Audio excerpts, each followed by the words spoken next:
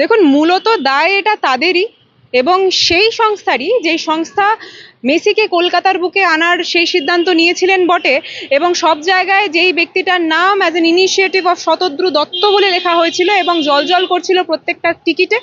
আমি মনে করি যে সেই ব্যক্তি তো এই গোটা দায়ভার কোনোদিনই সরিয়ে রাখতে পারে না, ফেলে দিতে পারে না, এবং এই গোটা বিষয়ের দায়ভারটা আমি অন্তত মনে করি, এবং আমরা প্রত্যেকে জানি, সেই দৃশ্য আমরা দেখেছি, যে সেই ব্যক্তির, সেই ইভেন্ট ম্যানেজমেন্ট কোম্পানির, সেই শতদ্রু দত্তরই। দেখুন, মুখ্যমন্ত্রী ক্ষমা চাইছেন কারণ মুখ্যমন্ত্রী বরাবরই সৌজন্যের রাজনীতি করে এসছেন। আমরা বরাবরই এই দৃশ্য দেখেছি যখন কলকাতার বুকে, আমরা তো প্রত্যেকে জানি কলকাতা এমন একটা শহর, যেই শহর বরাবরই প্রত্যেকটা ফুটবল প্রেমীদের শহর নামেই কিন্তু পরিচিত, এবং সেইখান থেকে যখন স্বয়ং মেসি, যেই মেসিকে আমরা প্রত্যেকে জানি যে ফুটবলের ভগবান, উনি যখন আমাদের কলকাতায় পা রাখছিলেন, আমরা স্বাভাবিকভাবে চেয়েছিলাম যে ওনাদের যাত্রাটা অন্তত সুখকর হোক, এবং মূলত যারা প্রত্যেকটা দর্শক, প্রত্যেকটা ভক্ত যারা সেই ভগবানকে দেখতে গেছিল, তাদের অন্তত তারা সেই ভগবানের দর্শনটা যাতে পায়। কিন্তু সেই দর্শনটা যখন পেল না, স্বাভাবিকভাবে যখন আমাদের সিএম সেই জিনিসটা দেখলেন, সিএম স্বয়ং সেই পথের জন্য রওনা দিয়েছিলেন, কিন্তু আমরা প্রত্যেকে জানি সিএম নিজে আবার সেখান থেকে ফিরে আসেন, সেই জায়গা পর্যন্ত সিএম পৌঁছায় উঠতে পারেন না সেই সময়।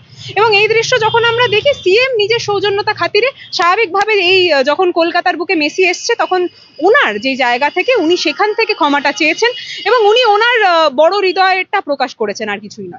আয়োজক শতদ্রু দত্ত তিনি অ্যারেস্ট করেছেন, কিন্তু দাবি উঠছে ক্রীড়ামন্ত্রী অরূপ বিশ্বাস তার পদত্যাগ কিংবা তাকে অ্যারেস্ট করতে হবে। দেখুন, আমাদের সকলকে একটা জিনিস বুঝতে হবে, শুধুমাত্র রাজনৈতিক স্বার্থ চরিতার্থের জন্য কোনো একটা ব্যক্তিকে টেনে হিচড়ে আমরা তাকে দাবি করে দিলাম বা তার উপর গোটা দায়ভারটা চাপিয়ে দিলাম, সেটা কোনোদিনও হয় না। আজকে ক্রীড়ামন্ত্রী সেখানে উপস্থিত ছিলেন ক্রীড়ামন্ত্রী হিসাবে, এবং আমরা প্রত্যেকে দেখেছি সেই দৃশ্য, যখন একটা ম্যানেজমেন্ট কোম্পানি সেখানে স্বয়ং মেসিকে, এবং মেসি যখন সেখানে উপস্থিত হচ্ছে, আমরা প্রত্যেকে জানি যে এত সংখ্যক মানুষজন সেখানে উপস্থিত হবে, এত জনরেশ সেখানে উপস্থিত হবে, সেখানে জনপ্লাবন হয়েছে, সেই দৃশ্য আপনারা দেখেছেন, আমরা দেখেছি। এবং সেখানে সেই জনপ্লাবন রক্ষা করার জন্য, ঠিকভাবে রাখার জন্য, কন্ট্রোল করার জন্য আমাদের তরফ থেকে, আমাদের সরকারের তরফ থেকে যতটা পুলিশ ফোর্স সেখানে পাঠানো সম্ভব ছিল সেটা পাঠানো হয়েছে। কিন্তু মূলত আজকে যে প্রশ্নটা বারবার উঠে আসছে, যখন ম্যানেজমেন্ট কোম্পানি এই ব্যাপারে অবগতই নয়, তারা জানেনই না যে এত বড় একটা স্টার, উনি তো আজকে অন্যতম স্টার, সেই স্টারকে যখন আমরা সেখানে এনেছি এই মাটিতে, তখন যখন আমরা তাকে নিয়ে আসছি, তখন তাকে সুরক্ষা কি করে দিতে হবে বা তাকে ম্যানেজ কি করে আমরা করব, কোথায় তাকে দাঁড় করাবো, কিভাবে তাকে ঢোকাবো। ম্যানেজমেন্ট কোম্পানি জানতো না বুঝলাম, কিন্তু রাজ্য সরকার, ক্রীড়া দপ্তর, তারা কি বুঝতে পারেনি যে মেসি একজন এত ইন্টারন্যাশনাল ফিগার, যেটা আসলে হাজার হাজার মানুষের একটা ভিড় হবে, তাকে যদি না দেখতে পাওয়া যায় তাহলে মানুষ মুগ্ধ হবে। যারা তাদের রোজগারের টাকায় 30,000 15,000 টাকা খরচ করে টিকিট কেটেছে, তাদের সেই যে দাবিটা, সামান্য দাবি মেসিকে দেখা, মেসিকে না দেখতে পেয়ে তারা বলছে আমরা শুভশ্রীকে দেখলাম, অরূপ বিশ্বাসকে দেখলাম। কি বলবেন? দেখুন, মূলত কথা হচ্ছে, এখানে ম্যানেজমেন্ট কোম্পানি হচ্ছে সেই ব্যক্তিটা, যেই ব্যক্তি গোটা বিষয়টাই কিন্তু আয়োজন করছিলেন। এবং আপনি যে প্রশ্নটা করছেন, এটা কেমন একটা ব্যাপার হয়ে যাচ্ছে জানেন তো, অর্থাৎ আমার যদি বিয়ে হয়, গোটা বিষয়ের দায়িত্বভারটা তো আমি নেব, এবং সেইখানে আমি কাকে রাখবো না, কোথায় ছেলে এবং বর এবং বউ গিয়ে বসবে, গোটা বিষয়টা তো ম্যানেজমেন্টের দেখার একটা দায়িত্ব পড়ে। এবং সেখানেই যদি বউ এবং বরকে যদি আমি বাইরে বসিয়ে রাখি, যেই জিনিসটা আমরা দেখেছি একটা আটার ফেলিয়ার ম্যানেজমেন্ট কোম্পানির তরফ থেকেই করা হয়েছে।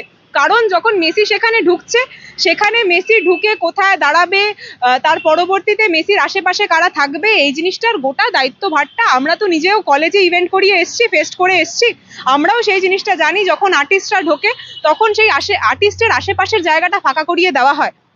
কিন্তু আমরা মূলত যেটা দেখতে পারলাম, যে ম্যানেজমেন্টের টিম থেকে বিভিন্ন লোকজনরা সেখানে উপস্থিত ছিলেন, এবং তাকে শতদ্রু দত্ত কিন্তু কোনো বাধা বা বিপত্তি সেখানে একটা ক্রিয়েট করছিলেন না, ওনারা কিন্তু সেই অ্যাক্সেসটা ওনাকে দিচ্ছিলেন। আমি যত সম্ভব দেখলাম, ওখানে 100 জনের থেকে বেশি লোকজন উপস্থিত ছিলেন যখন মেসি রাস্তায় হাঁটছে, যখন মাঠে হাঁটছে।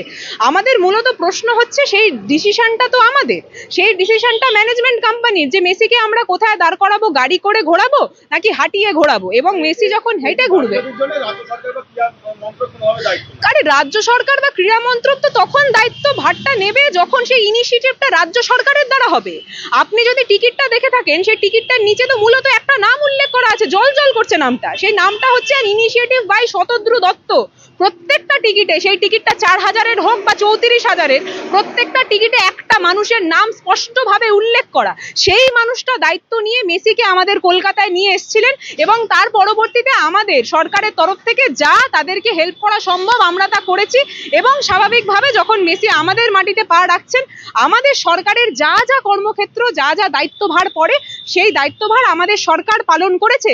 কিন্তু যখন যেই ব্যক্তিটা গোটা বিষয়, যেই বিয়েটা অ্যারেঞ্জ করেছেন যেই ব্যক্তি, অর্থাৎ যেই ব্যক্তিটা গোটা বিষয়, সেই বিয়েতে কোথায় কে খাবে, কোথায় কে বসবে, কোথায় কে কোন দিকে যাবে, সেই দায়িত্বভারটা নিয়েছিল, সেই দায়িত্বভারটা তারা পালন করতে পারেনি, সেটা আজকে আমাদের সকলের চোখের সামনে স্পষ্ট। আমি কুণাল ঘোষ আপনার দলের মুখপাত্র, তিনি বলছেন যে হ্যাংলামো হয়েছে, অনেকে হ্যাংলার মতো গেছিল বিপাশারি খাচ্ছিল। কুণাল ঘোষ যে কথাটা বলেছেন, উনি সেখানে স্পষ্ট উল্লেখ সেই প্রত্যেকটা ব্যক্তিকে করেছেন যারা ওখানে থাকার কথা ছিল না।